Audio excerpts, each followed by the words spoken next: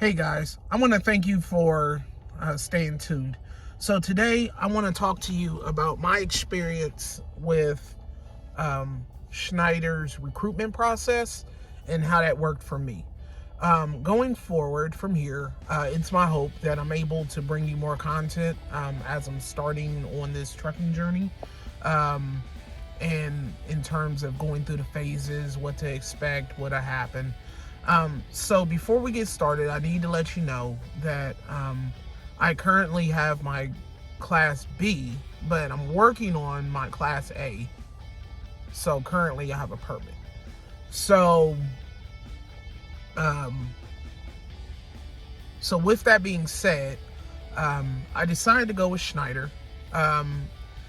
In talking to a lot of people, word of mouth, and going online and looking and trying to find people who actually went through the process already, like Bobby Rush. He is on YouTube. He's a great person to look into, and he has a lot of great content on his channel, so you should check him out. I found out that the CDL apprenticeship program would probably be the best option for me. So what I ended up doing was I went online and looked at the listings. I'll try to do a screenshot to show you how that looks. After I went online and did that, I applied to, and initially I applied to a nighttime, because I'm in Ohio. So I applied to a nighttime Walmart position, which when I applied to this position, the recruiter called me back. I found out that that position was outside of the radius that I was allowed to be home. So before I get into that, let me back up by saying, after you put your application in, okay, because I applied for the CDL apprenticeship program. So after you put this application in, what will happen is you will get a call from a screener, not a recruiter, a screener. This person's job is to screen your application and make sure that you meet the minimal requirements for this position. So they're going to ask you questions about how did you choose Schneider?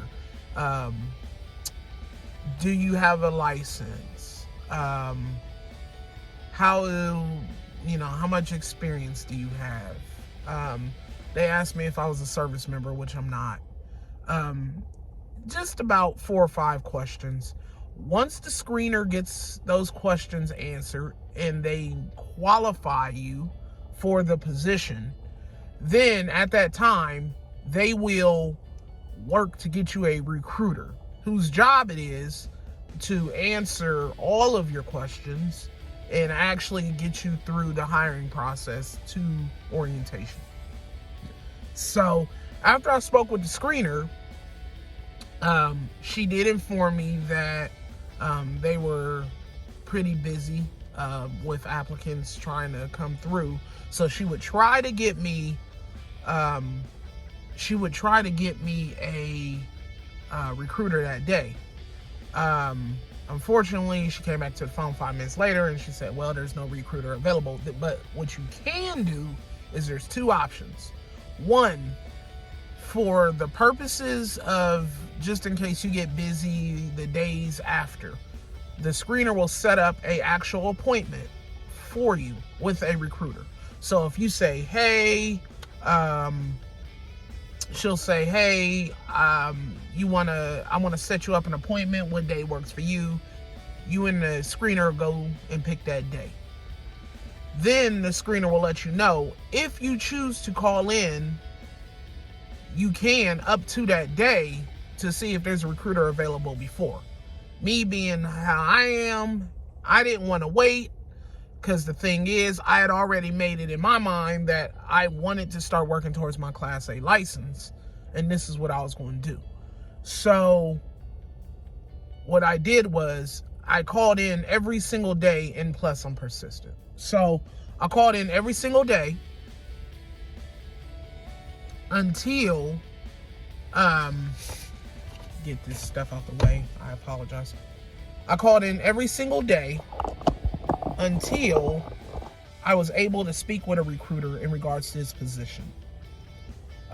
So I'd say it probably took me like 2 or 3 days. I called in, you'll get a screener. The good thing about Schneider is everything is connected to your phone number on your application. So when you call in, they already know who they're speaking to. When you call in, it's, usually they'll say, hey, can I verify who I'm speaking with? You'll say, this is John Barrett, which I just told you my name, but whatever.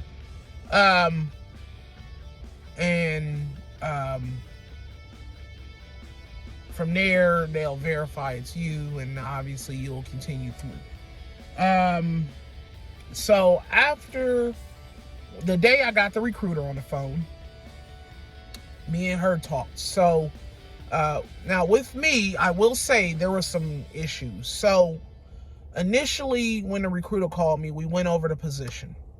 Then, as you know, as a CDL holder, you have to take a current DOT physical to the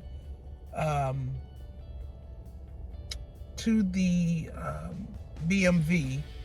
At least here in Ohio, it's called a BMV, not a DMV.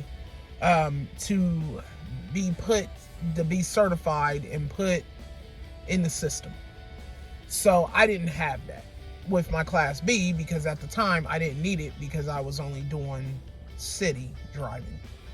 So I couldn't find the DOT that I did for that position. So what I ended up doing was I went to a local place, which is Concentra, CONCENTRA,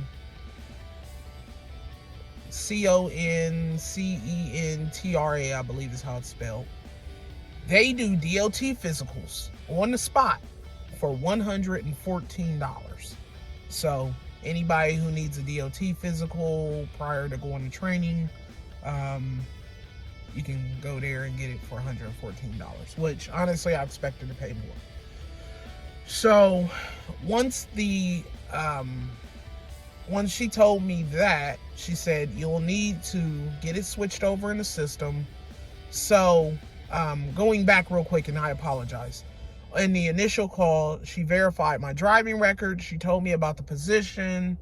Again, remember, when I talked to the recruiter, the position that I initially wanted, I was out of radius for.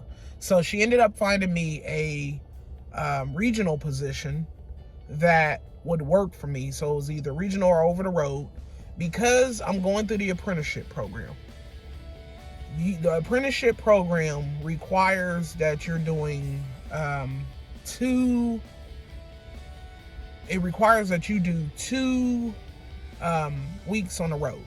So basically you're out for 11 to 13 days and then you're in for about 2 to 3 days and then you're back out on the road. The good thing is you are required to be a Schneider for 9 months in order to fulfill the contractual obligation. But after 3 months, I believe I'm saying this right, you can switch positions because at that point they consider you an experienced driver as Schneider. So after she went over the position, after she went over the my information, she said, hey, we have to run your driving record. And so we talked about my driving record, what I had, and when I say they go over it in detail, they go over it in detail. So if you had, and they'll tell you the time frames on stuff. So like, have you had any speeding tickets in the last 5 years? Have you ever had any DUIs? Have you ever been in an accident? Even if the accident was not your fault, you still have to report it to Schneider, because essentially what they're doing is verifying what they get on the BMV's report versus what you're telling. Clearly, if you lie about anything that's on the report that they get, And then, I mean, why should I hire you? Because now we have trust issues. So make sure, even if it wasn't like, for example, when I got my commercial license, I got a Class B. I was driving the school bus one day. On the way, I had just picked up the last set of kids. On the way to the school, a guy comes off the freeway, smacks the side of the school bus as I'm going through the intersection. Clearly, that's not my fault. Thankfully, nobody got hurt on the bus. I pulled the bus over, checked on the kids. We called the police because there's kids involved. There's a whole process with the police you gotta go through. We took care of that, got out the way. For that situation, I reported it on the DMV. I reported it to the examiner, and she triple verified, and she asked me, so not at fault? No, not at fault.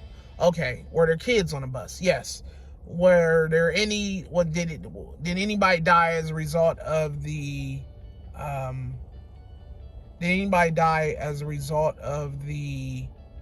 accident? No, no death. Okay. So, that was taken care of. After I gave her that information,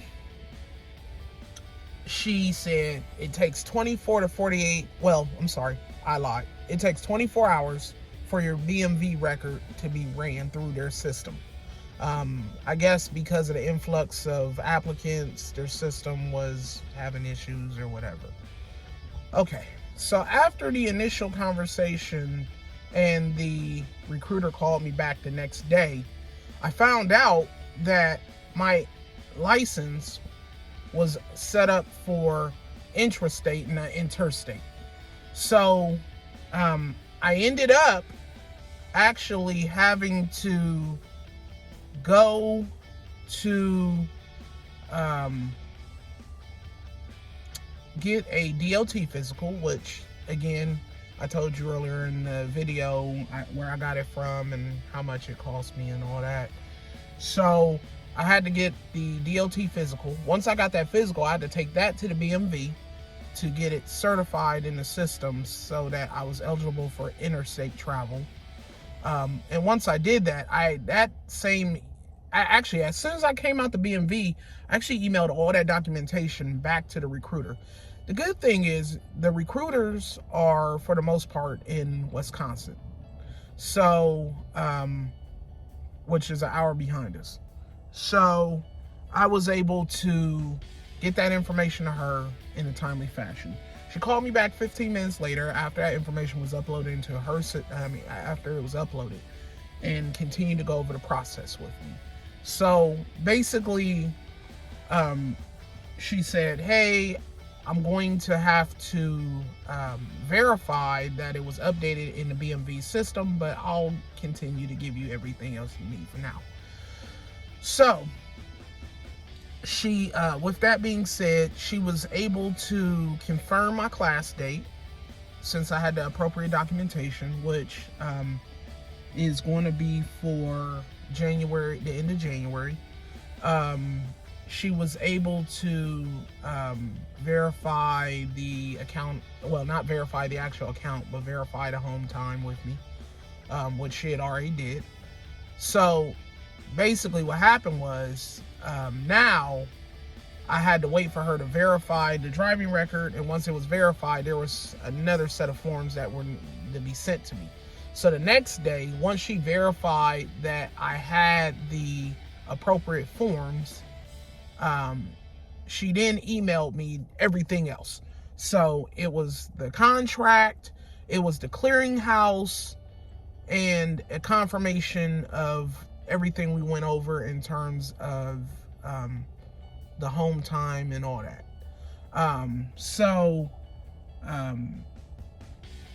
Maybe I'll add the contract in so you can get an idea of how it looks. And I'll probably take like photos and just add them into this video. But basically, so the next day she sent me those emails. So the first email that I read was the clearinghouse. So for everybody who's new to CDL, new to having a CDL, effective recently, the Federal Motor Safety Carrier Administration, FMSCA,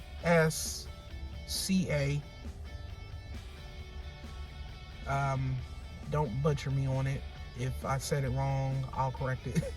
But they recently enacted a guideline that requires all employers who have employees who are carrying a CDL to report drug and alcohol testing. So basically what you'll do is they'll send you an email. You will go into that website. If I've been signed up, because again, remember, I had a Class B CDL. So you'll go into that website and you'll basically sign up.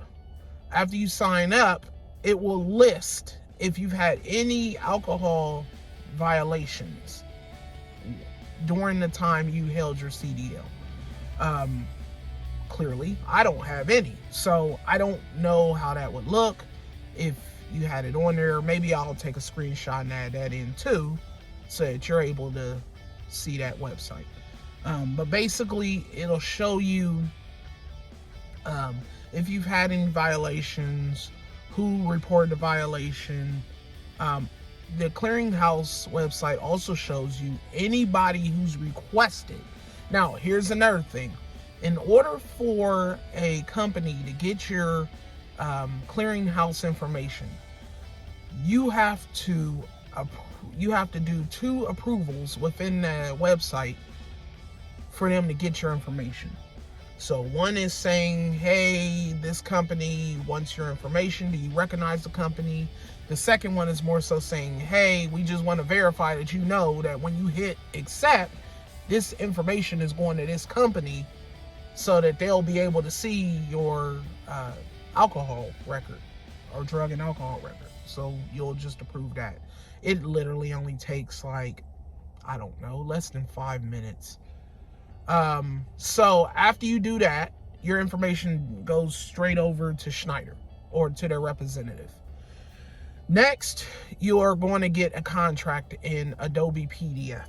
So again, this contract is your contract for me, because I'm in the CDL apprenticeship program. So it requires me to be in that program for 9 months in order to successfully finish the program. You will get that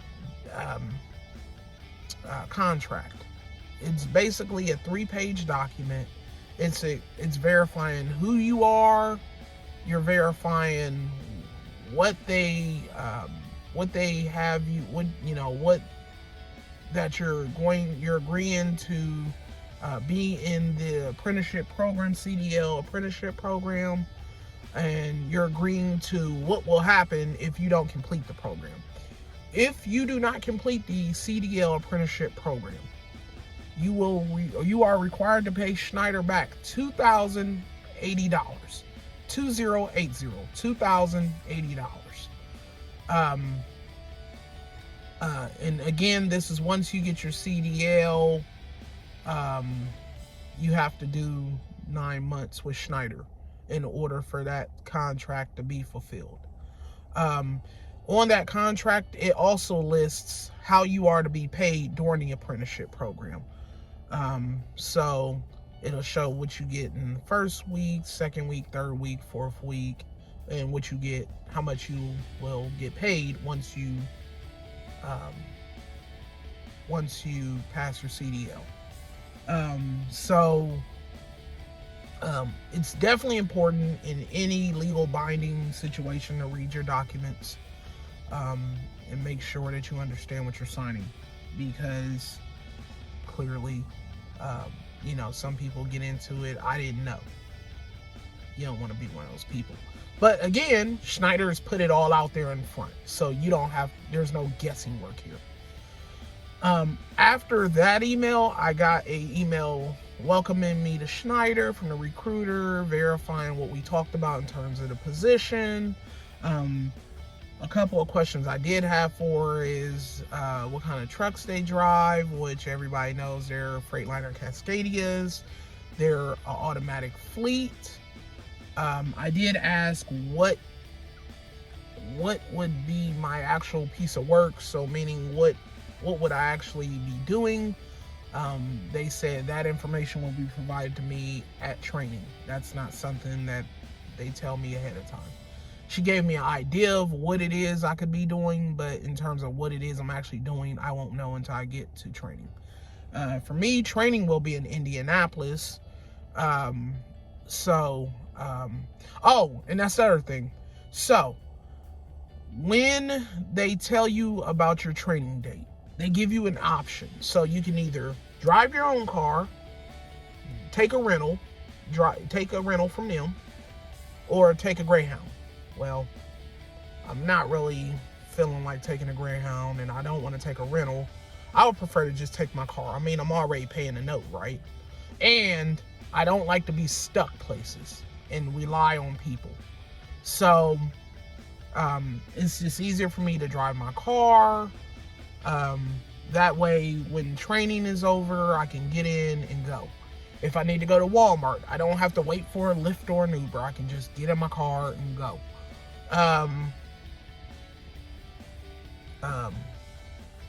The hotel, I did forget to ask her about it, so I'm not sure what hotel they use in Indianapolis. So if you know, feel free to put it in the comments. Honestly, again, this was a no-brainer for me. Like, I knew what I was going to do in terms of Schneider. But that was the recruitment process for me and how it worked. I haven't covered a lot of things because, again, for me, I pretty much did my research ahead of time. Get to Schneider. I watch, again, Bobby Rush, great guy on YouTube. Check his videos out. He's a great, he has some good videos. But I've been watching his videos. I've been watching other people's videos. If you're thinking about coming to Schneider, I think one thing you need to do in terms of checking into them is you need to do your research, and